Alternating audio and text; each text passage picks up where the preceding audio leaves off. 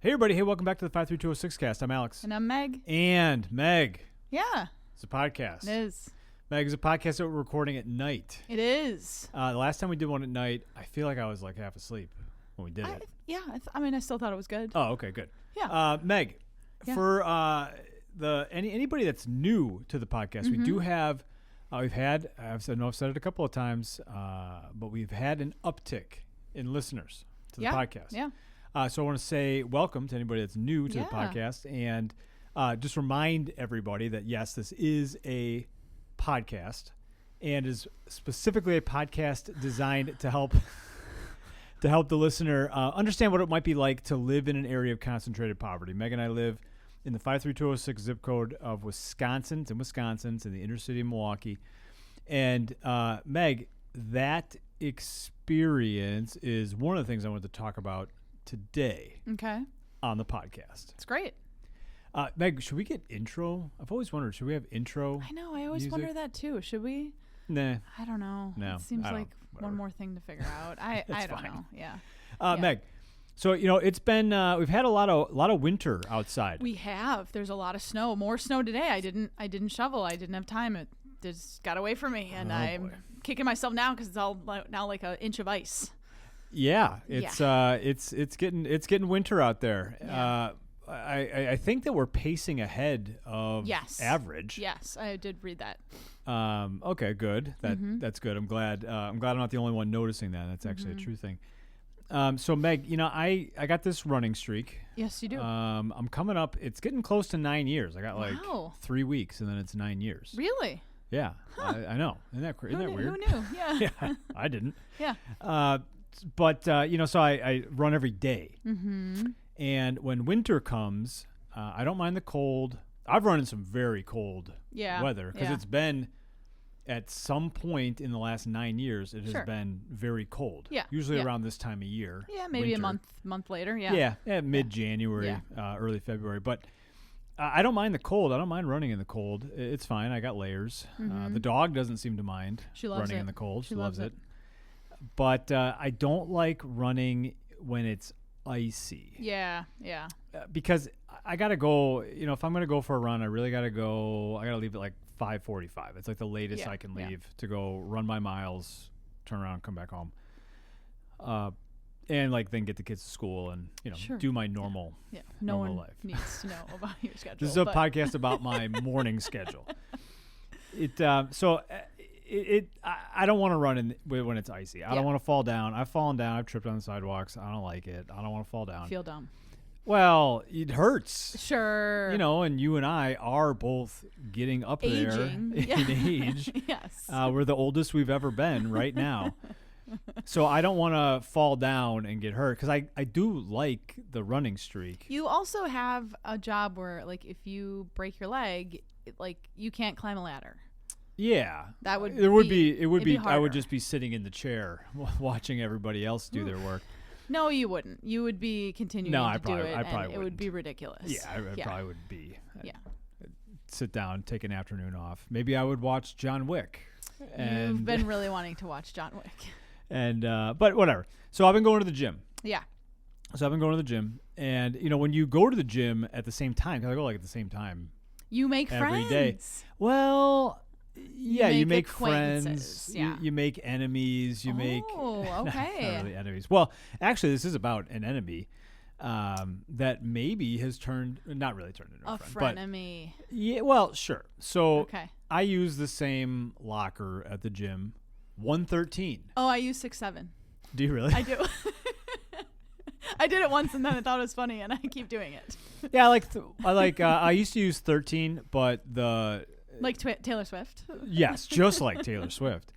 I used to use 13, and then I didn't really like the location of locker 13, and so I went to the back of the locker room, and now I use 113. Okay. But across from 113 is, I don't know what the number is. I've never looked. But there's another gentleman that uses that locker. Okay. And this guy's got a lot of stuff. Okay. And this guy loves to spread out his stuff. Okay. Like a lot of stuff. Okay. I'm usually confused about how could you have so much stuff? And he's not there very often. Okay. I don't know if he's showering or what he's doing, or if he just lays out all of his clothes and then goes and work. I don't totally get it. I have seen him a couple of times. Does he have like a 3-piece suit that he like gets into? No. Okay. Well, so here's the thing.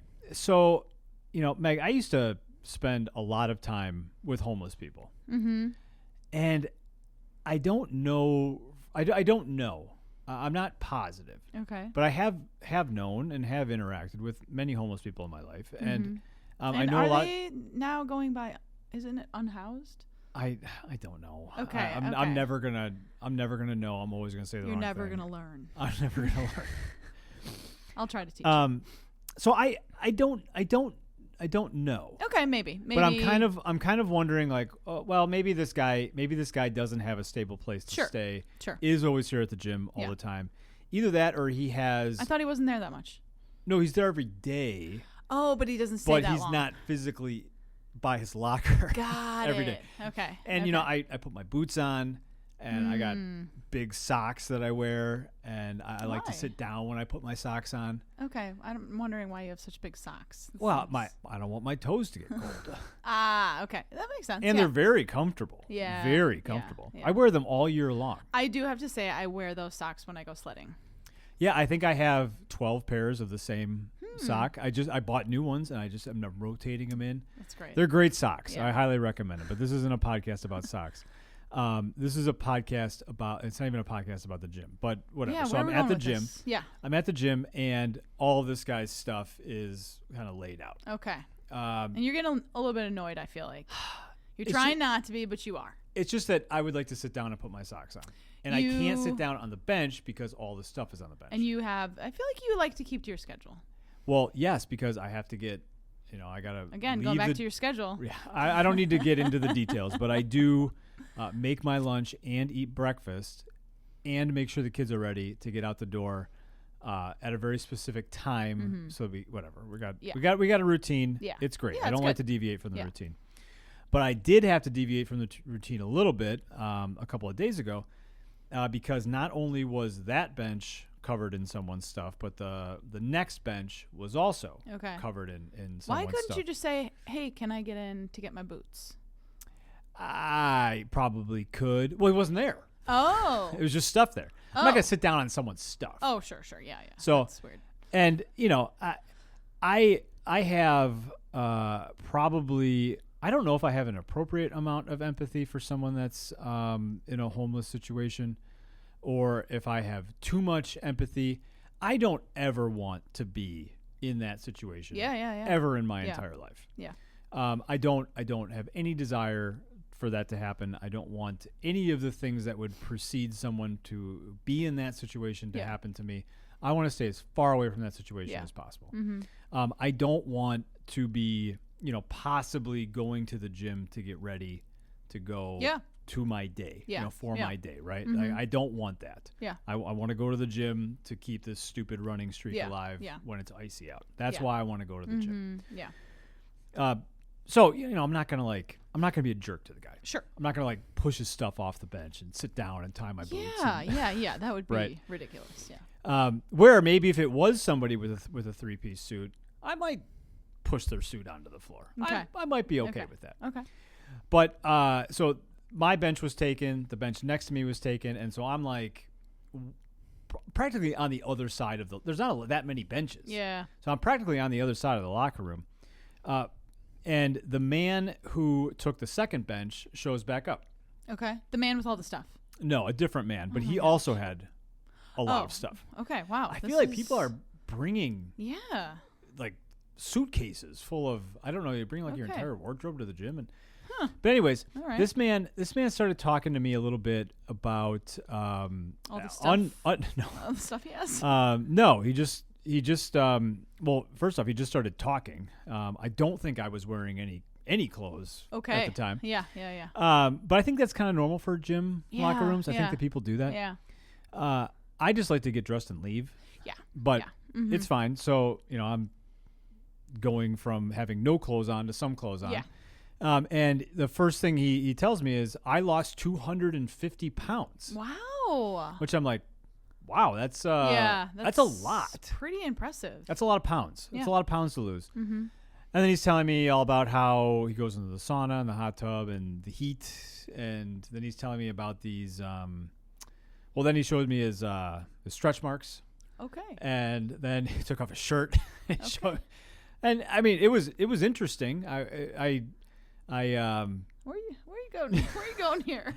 Well, it really got me thinking, and it probably sometimes I don't know why these thoughts pop into my head or really anybody's head, because this doesn't really have a ton to do with what I'm going to say next, but I think that when I'm at the gym, I'm really not looking to talk to anybody. I'm really not looking to interact with anybody. I don't know that there's many places that you are wanting to interact with people. But specifically at the gym, like I'm just there to do my run, and I'm gonna take a shower. I'm gonna get dressed, and I'm gonna get out the door. Yep. But I thought, I might actually, I'm gonna sit and talk to this guy for a minute. Ended up being late getting back home, so it wasn't a great decision on my part. Sure. But he was just telling me all about how his life changed and how he used to work for the city, and he decided to not go to work anymore when he turned 57. Retire, which is what you call that. Decided to retire, and at that point he had weighed 450 pounds. Wow. And then he said he was sick and tired of being tired. Wow. And he started going to the gym. That was like 7 years ago. Okay. So, over the course of 7 years, lost 200 pounds. That's so impressive. Pounds. Yeah. Lost a lot. Yeah. A lot of weight. Yeah. To the point where he can brag and show me his stretch marks. Yeah. And talking about getting his what do they call that? Like a tummy surgery? tuck? Yeah. Tummy tuck? Yeah. But I don't know why I appreciated the conversation I had with him, other than I just thought, good for you to decide you wanted to make a change and go make a change. Was it maybe because you don't know anybody else who's lost that amount of weight? Well, I'm sure I maybe have, but I haven't been cornered by someone in a locker room. Sure. Yeah. Telling me all about this. Yeah. But it made me, and on the way home, as I was rushing to get home, it made me think, it's really good. It's really good for me, and I think good. It's like a universal truth, like good in general, for us to get out of our bubble. Yeah. Every once in a while. Yeah. And I was actually, I wouldn't have been in proximity to him in the locker room. Yeah. If the guy, that takes up more than one bench, which is like, dude. That's a lot of stuff. And you're not even there. Yeah. But whatever. Yeah. But I wouldn't have had a chance to get out of my bubble. Yeah. If that hadn't happened. Yeah. And it really did make me think about these bubbles that we create. Yeah. I think, Meg, do you remember going to church and people saying get out of your comfort zone? Yeah. Mm-hmm. That would be a common thing. You've heard that? Yeah. A bunch of times, right? Yeah, I feel like I've told it to our kids. Yeah. All right. So getting out of your comfort zone. I like the comfort zone. Yes. I'm looking forward to, after we're done recording, I'm going to put my pajamas on. And Yeah. I'm going to get in the comfort zone. Sit on the couch.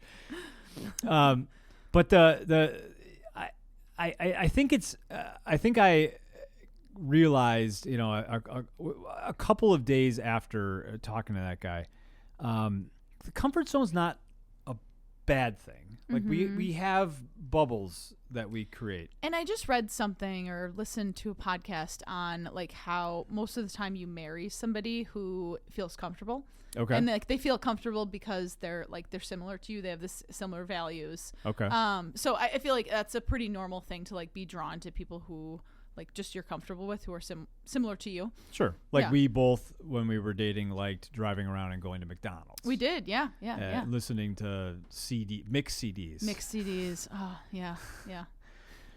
Where are we going with that? Oh, so the bubble. Yeah. I think, the bubble is the same if you live in a suburb. You have a bubble. People in our neighborhood have a bubble. It's just, who you interact with and Yeah. and who you deal with on a daily basis. And I don't know. I think that there's a lot of value in getting outside of that bubble. Yeah. I know, from talking to that guy, I benefited. I feel like you were rejuvenated from it. But I also think, I asked him like some other questions, like, well, what did you, I don't remember what he said, but like, well, what did you learn about yourself in that process? And, I don't know, maybe someone be a little prideful to assume that no one has ever asked him that. Yeah. But I think him telling me that whole story probably got him outside of his bubble a little bit. And Meg, we said it's winter time outside, and the guy who may or may not be homeless, I don't know. It doesn't look like things are going really well for him. Let me just say it like that. Yeah. It's not a great time of year for people for whom things aren't going well for them. Yeah. And so even though he takes up the bench, and I hate it, I could just get a different locker. You could. I know. Yeah. Because there are other benches that are typically open. But then he'll probably move to that bench. Whatever. Yeah. But seeing him, even living here, reminds me, like, you can't just get annoyed at the weather or these things that are external factors in all of our lives don't just affect me. I'm not the center of everything. Yeah. They affect that guy Probably a lot more than they affect me. Yeah. I think I've been thinking about this too a lot. We have just a person that we know that he kind of keeps reaching out and just like not even asking for things, just like not needing things, just like it seems like he's asking like if there's any work available. And I just find myself like kind of getting annoyed because he just keeps asking. And like I thought I came to the realization the other day, like he probably needs Christmas presents for his kids. And sure, I felt like a jerk that like I'm getting annoyed that this person's reaching out to ask if there's opportunities. And I'm finding myself getting annoyed because he's not in a situation where he can just go, where he can go to Target and spend $150 and not think twice about it. Yeah. Do you go to Target and spend $150? I just did. Oh, come on. Just did. The kids got a bunch of Christmas presents. So all right. It's fine. Yeah. But I feel like taking a step back when we get in those situations where we are annoyed and asking why is a really good place to start. Yeah, and I think the interesting thing about the bubble is you can just decide to get out of it. Like there are predictable places that you can go to get outside of it. And honestly, it's just anywhere that's different than where you are now. And I feel like I don't know that was super clear. Like, I think what you're saying is like, if you live in the suburbs and you come down to the city and, just go help at a nonprofit or even just go to a store, go to a coffee shop at a different location. Is that what you're saying? Yeah, I'm saying that it's almost always at our disposal, the ability to go and get outside of the bubble, the comfort zone. You can make a choice to do that really at any time. Yeah. And even at the gym, like I can make a choice to notice or make perceptions about someone else's experience in life and be immediately lifted out of my little bubble that I've created for myself. And we can do that. Yeah. Pretty easily. And Meg, you mentioned if somebody that lived in a suburb. I mean, yeah, like you could even just come and sit in your car on 9th and Ring and look and think, oh, this is very different. Most likely gotta be honest, my bubble. I spend a lot of time looking out my window working. You know, I work right outside of, or I work inside, and I look outside, and I feel like I am constantly, like, that happens to me where I'm constantly like, oh, like that person doesn't have a coat and, you know, is running over, you know, over the footbridge. And, you know, I feel like I'm constantly put in a position where I think, oh, I didn't think I'd see somebody like that today. And that caught me off guard a little bit. Sure. Yeah. Which is good. I feel like we all, like, people who are listening to this podcast, they want to put themselves in situations where they're continually expanding their minds. And so how do we do that? You got to get out of your comfort zone. Yeah. Oh, yeah. Talking about the comfort zone. But it's not even that it's I almost wish that it wasn't called the comfort zone, because it's not that it's comfortable to assume that everyone has it as good or as bad as you do. Yeah, yeah. It's almost more like there's all of this world that exists, and the things that are right in front of us are the things that comprise our bubble. Yeah. And if we don't make intentional decisions to go and find the other things that are out there, we won't know that they're there, and we might not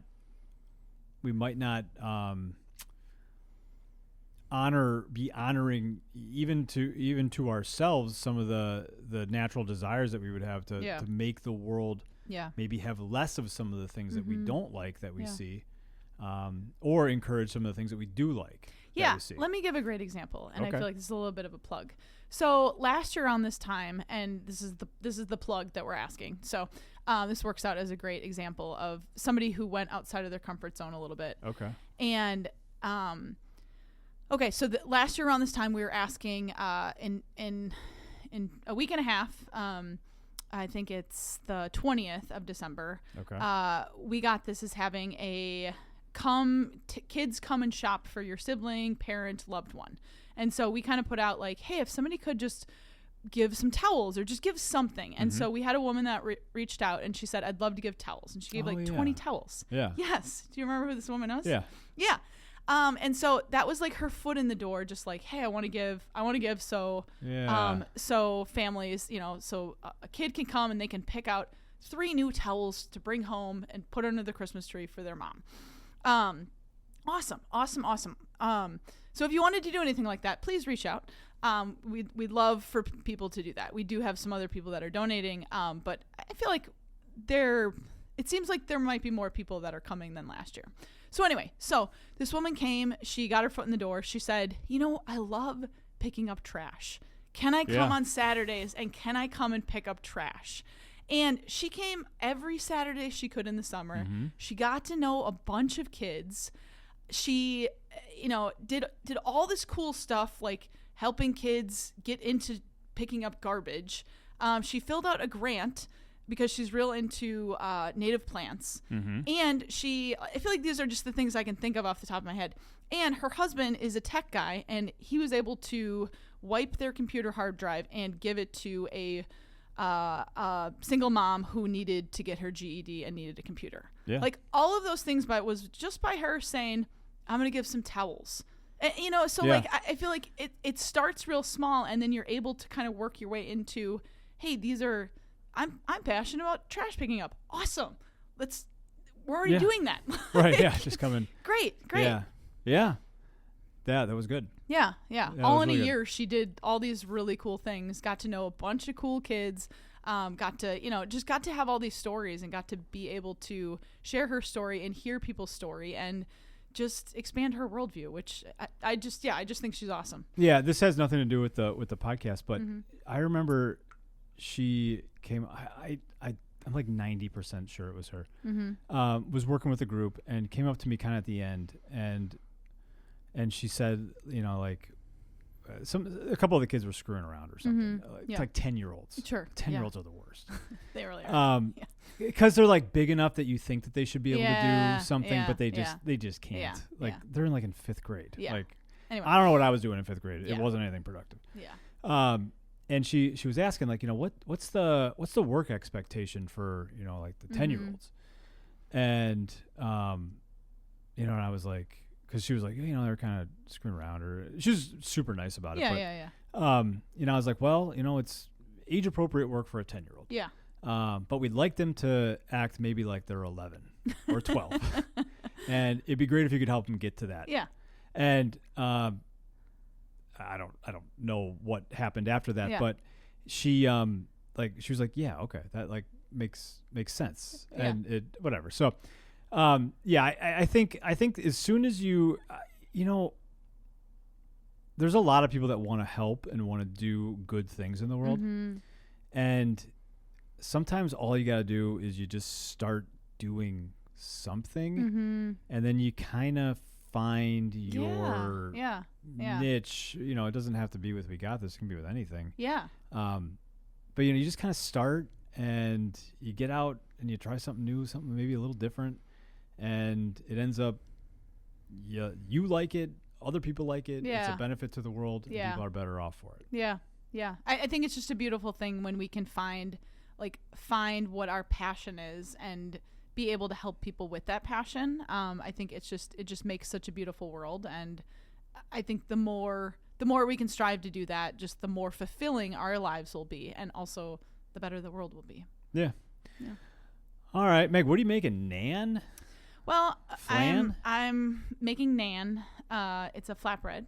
Okay. And then I'm going to put like some garlic and olive oil on it, but it's made with tofu, so it has protein in it. Oh, okay. I'm always trying to get more protein. Our daughter is a vegetarian, and she is hangry a lot. So I'm trying to just get, okay, let's get some protein. And so I'm trying out naan, and it we'll see. We'll see how it goes. Yeah, we'll update you next time. Yes. It'll be memorable one way or the other. Great, or I think it'd be good. Yeah. I think it'd be good. Another thing I did want to just say is that we have had some people reaching out about the book that you wrote, Bad Neighborhoods. Oh yeah. And I feel like you talk a lot about, not we, you Okay. talk a lot about working at George Webb's and like that whole experience. And Sure. I feel like the conversation that we had today was like, it touched on that kind of stuff. So I'd recommend, if you have not listened to Bad Neighborhoods, the book, you can listen to it on Spotify or get it on Amazon. Yeah, or I'll just give you one. I ordered more last night. Yeah. So just reach out at contact@wegotThisMKE.com. Yeah. Say you want one, and I'll leave it on the porch for you. Or Meg will leave it on the porch for you. Yeah. All right, well, thanks for listening. We will catch you next time. Bye. Bye.